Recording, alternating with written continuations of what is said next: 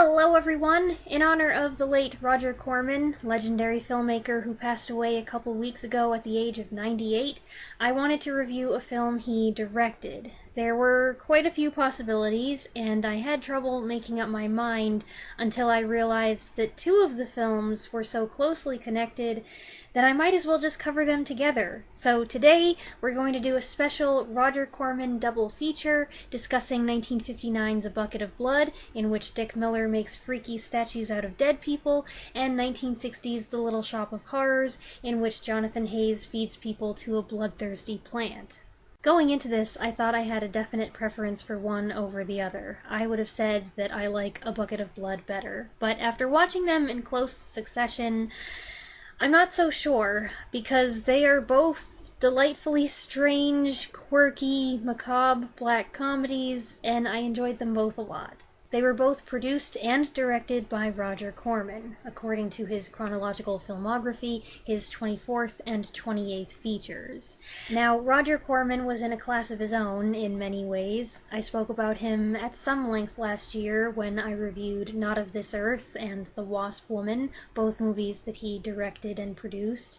I loved Not of This Earth. I wasn't familiar with it before, and then I watched it, and I liked it so much that I changed my plans because I wanted to do a whole review of it right away. What Corman will be most remembered for may vary, depending on who you ask. To some, his greatest contribution was his role in launching and promoting the careers of dozens of respected and accomplished actors and directors, technicians, effects artists, and so on, many who have become legends themselves. He's also known for acquiring nearly 500 producing credits, which is a staggering number.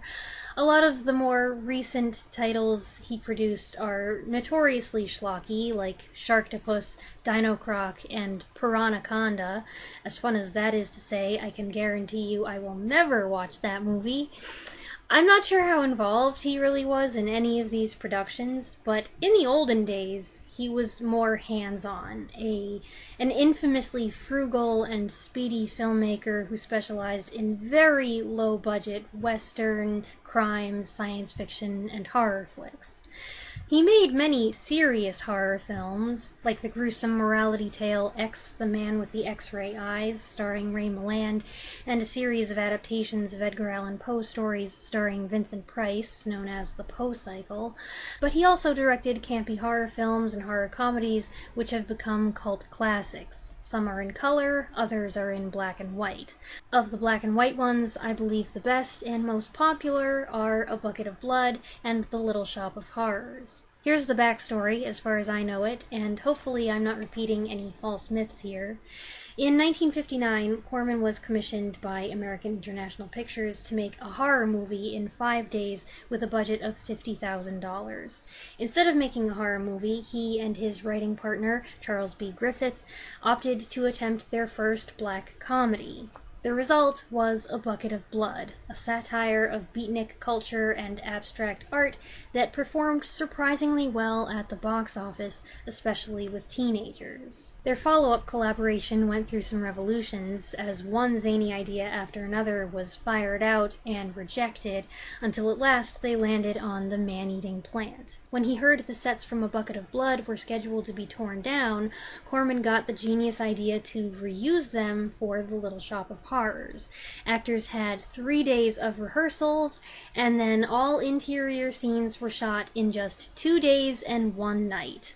Time and money were so tight that Corman flew through the script, often doing just 1 take to get what he needed before demolition began, and before changes in industry rules went into effect. Though they were behind schedule pretty much from the moment they started, they got it done. Exteriors were shot across 2 weekends later on, and according to Corman's estimate, they spent just $30,000. So the two movies, which are also very similar in plot, were shot on the same sets with some of the same actors, same director, same writer, same music composer.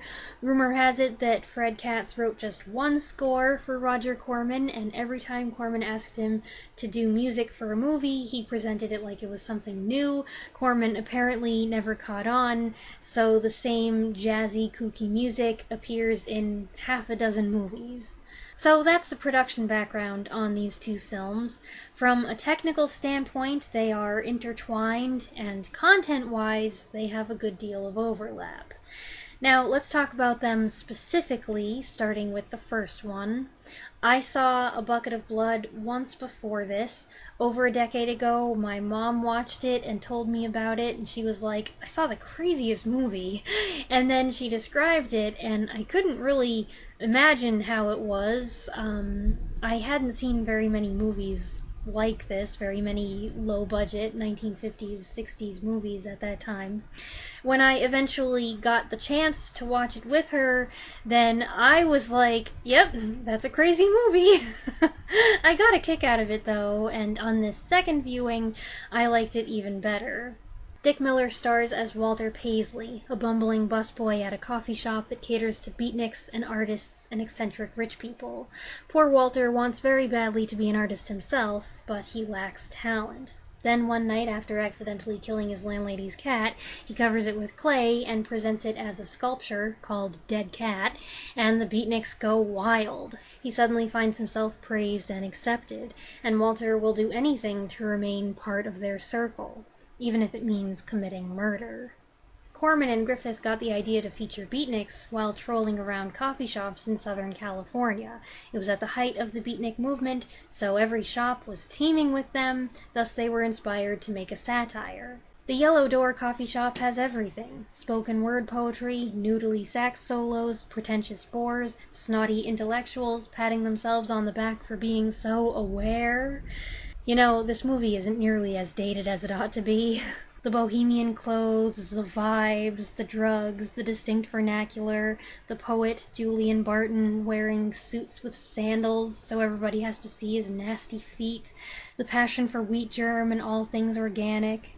How's some breakfast, man? What are you having? Soy and wheat germ pancakes, organic guava nectar, calcium lactate and tomato juice, and garbanzo omelets sprinkled with smoked yeast. Join us? No, thanks. Is this 1959 or 2020? It may be an odd juxtaposition, the laid-back, stoned poets and artists and bums, and the frantic, desperate, grisly story of a serial killer in the making. But A Bucket of Blood doesn't mind that. It revels in the clash, and it depends on it both for humor and for thrills. Despite its lurid title, it's not a very explicit movie. The gruesome sculptures, where victims are captured forever at the moment of their horrible demise, are unveiled in ways that are strangely elegant. But the idea of Walter slathering clay all over these dead bodies and waiting for them to set in his apartment is appalling, not to mention the awful ways some of them are killed. Dick Miller is great here. Early in the 1950s, he was discovered by Roger Corman, who included him in most of his movies, and then director and Corman protege Joe Dante featured him in several of his films, turning him from a character actor into a beloved horror movie icon whose career spanned 7 decades. This, however, is a rare starring role for him, and he's splendid. Walter is a pathetic individual, a simple-minded person who's constantly the butt of the joke. Sometimes he knows it, sometimes he doesn't. Sadly, he never realizes that the people he wants so badly to get in with aren't worth the trouble. It's interesting to ponder whether a court of law would find him culpable for his actions or not. He knows what he's doing when he commits murder, and in one case at least, it's clearly premeditated. But when people ask how he made his sculptures, he more or less tells them the truth. He's not trying to deceive anybody, which suggests he isn't fully aware of the crime. There's some delusion there. I also really enjoyed Anthony Carbone as Leonard DeSantis, owner of the Yellow Door and Walter's boss. He catches on to Walter fairly quickly and wants to get rid of him, but he's stuck. After all, Walter has the potential to make a lot of money. I love the scene when he and Carla go to Walter's apartment to get a first look at the murdered man sculpture. They're both shocked, but while she stares in awe and hails Walter a genius, Leonard's in the background about to collapse and staggering into a chair. By the way, I didn't pick up on this at the time, but he's the one who starred in Corman's Creature from the Haunted Sea a couple years later, doing the uncanny Humphrey Bogart impression. Carla is played by Barbara Morris, who just before this co-starred for Corman in The Wasp Woman. Carla is the only person who is kind to Walter when he's a busboy, so of course he's in love with her. She's very gentle with him, and I appreciated her injection of warmth. It's just what the film needs to give it a little more depth and humanity. I also got a kick out of these two guys who are always hanging around. They have some silly conversations, often teetering on the border of being profound and being ridiculous. I saw a statue once. It was called The Third Time Phyllis Saw Me, She Exploded. Well, what kind of a statue was that? I don't know. It was made out of driftwood and dipped in fluoric acid. Very wild. Considering how cheaply and how quickly it was made, I think the movie looks really good. Sets are decorated, there are plenty of people around, the script feels natural, the camera work is smooth. I'm impressed with the framing in this scene where Walter makes a major decision while the blood draining from the body in the ceiling falls into the pot in the background. I'm amazed the stream of blood even shows up on camera. And I like this artistic detail. In the pivotal scene with the cat, Walter jumps up and races to the kitchen to take a boiling pot off the stove. In his haste, he whacks his head on the hanging light, causing it to swing wildly. And for the rest of the sequence, eerie shadows are thrown around. Dark light, as he plunges a knife into the wall. Ultimately, A Bucket of Blood is a tragedy about a pathetic loser who stumbles on a gory means of bettering himself. He gets a taste of fame, fortune, and the attention of the girl he likes, but at what cost? And it's the same scenario in The Little Shop of Horrors. Jonathan Haze stars as Seymour Krelboyne, a clumsy worker in Mushnick's flower shop who has come across a weird, unidentifiable plant. When he discovers it requires fresh blood to survive, he reluctantly gives up his own. But the plant's appetite becomes more demanding as it grows to massive size, until it forces Seymour to bring it entire human beings to devour. Some of you may remember that a couple years ago I reviewed the 1986 film version of the musical adaptation of The Little Shop of Horrors. I was under the impression that I had seen the original Roger Corman film, but watching it, I realized that wasn't true. I had seen a couple detailed reviews of it once upon a time, and I had seen parts of it, but this was actually my first time watching the movie start to finish. For the record, if I didn't know beforehand that these were the same sets used in A Bucket of Blood, I never would have guessed. I don't think I have an eye for that kind of thing. Both films are short and move quickly. A Bucket of Blood's runtime is just 1 hour and 5 minutes. The Little Shop of Horrors is about 7 minutes longer, but for the most part, while it squeezes in a lot of non sequiturs, it doesn't waste time. I do think the climactic chase goes on too long, but they lucked out getting to shoot in that tire place, so I can understand them wanting to make the most of it. Dick Miller was originally cast as Seymour, but he turned it down, and it went to Jonathan Haze instead. If Dick Miller was the ideal candidate in Corman's troupe to play Walter Paisley, then Jonathan Haze is equally perfect as Seymour. A good-natured kid in a newsboy cap and natty scarf with a sad carnation pinned to his sweater. He's not too bright, but he means well. It's quite a physical role. Since Seymour is an incorrigible klutz, Haze is constantly tripping and bumping into things. But there's some grace in his gawkiness, crazy as that sounds. It takes skill to crash and stumble around so convincingly. Like Miller, Haze was cast in a lot of Corman's films. He and Miller often appeared on screen together, and they enjoyed a lifelong friendship. I found some photos that Joe Dante posted from Dick Miller's 90th birthday party in 2018, about a month before he died. Miller was having a ball with Roger Corman and Jonathan Haze in attendance, and I love that they continued to be buddies and have fun with each other into their later years. Dick Miller is in this film too, of course, playing a customer who keeps dropping into the shop to buy flowers and eat them, because why not? I would like to know if he really was chomping down on those carnations, or just doing a good job faking it. Either way, this character's a much cooler guy than Walter Paisley. Oh! Such a thing, eating flowers. Look, don't knock it until you try it, huh? Mr. Mushnick, the flower shop proprietor who doesn't even like flowers, is played by Mel Wells, another Corman veteran. I love Mushnick's dry wit. I thought he had some of the best lines, and I like his expression when he witnesses Seymour feeding the plant. It parallels a moment I described in A Bucket of Blood, which makes sense. Leonard and Mushnick are similar characters who serve a similar function. Leonard is to Mushnick as Carla is to Audrey. Audrey, played by Jackie Joseph, is Mushnick's other employee, a simple, cheerful girl who has a soft spot for Seymour, and their little romance is very cute and sweet and wholesome. Note that Audrey is not involved with the sadistic dentist in this version of the story. For both of these films, the cast is a significant strength. Corman got solid performances from all his actors, even those who only show up for a couple minutes. This no-nonsense waitress, for example. She doesn't need to be in the movie. They could have had Mushnick pat his pockets, find he doesn't have any money, and go back to the shop. But it's more interesting, more colorful, and more true to his character to have him argue with the waitress and try to get out of it. Naturally, fans like to make a big deal out of Jack Nicholson's brief role as a masochistic undertaker who gets his jollies being tortured by the dentist. It doesn't matter that he's only in it for about 4 minutes.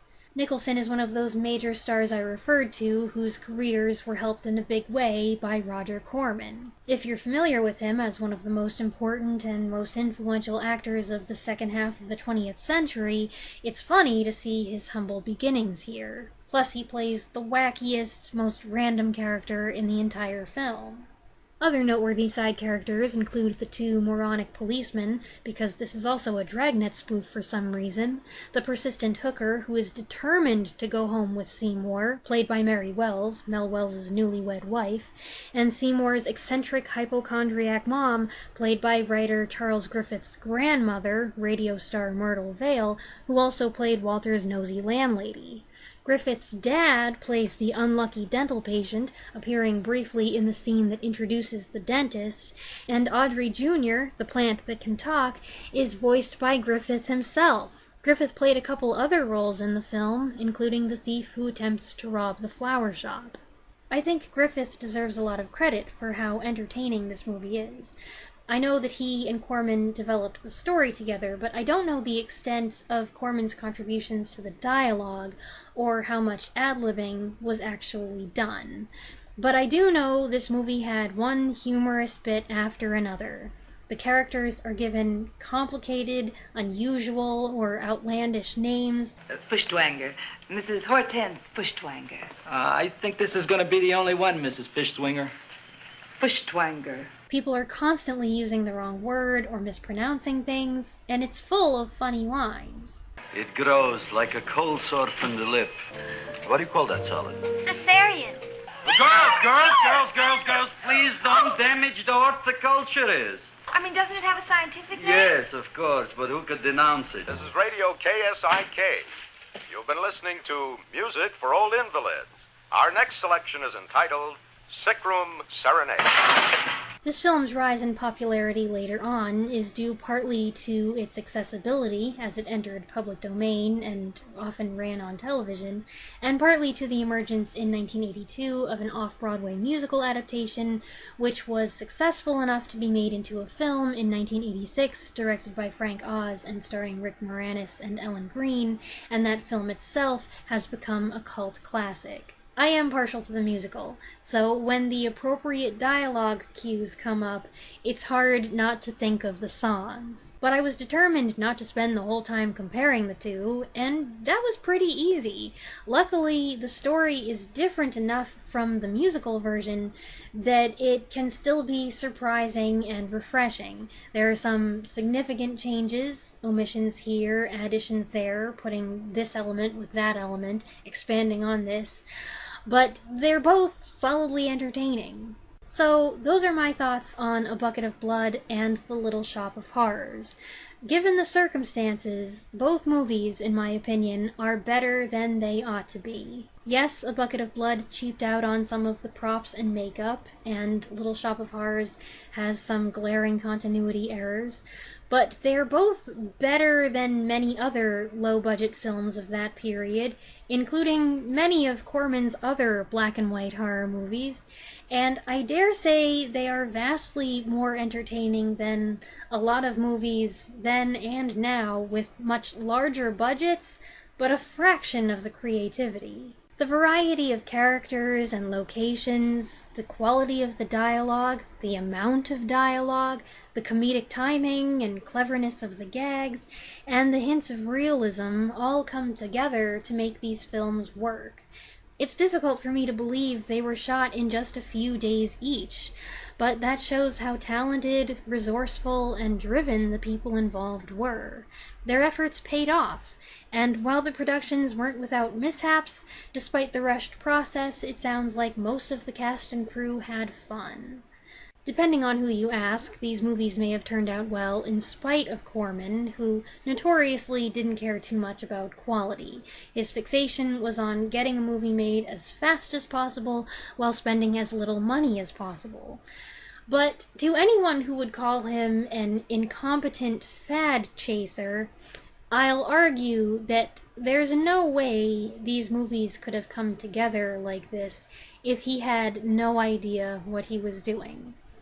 He made some bad movies, but he also made some good ones, and I include A Bucket of Blood and The Little Shop of Horrors on that list. As for which one I prefer, I'm not sure anymore. I do think I still like A Bucket of Blood a little more, but they're so close, and they're both so entertaining in a similarly dark, twisted way that it's hard to have a strong preference for one over the other. I hope you enjoyed this video. Let me know your thoughts on either or both of these films if you have seen them in the comments below. And if you haven't seen them, you can easily find them on YouTube. I put links in the description, and those are links to the proper black and white versions, not the colorizations. You know how I feel about those. I look forward to hearing from you, and I'll be back next week with another video. Thanks for watching.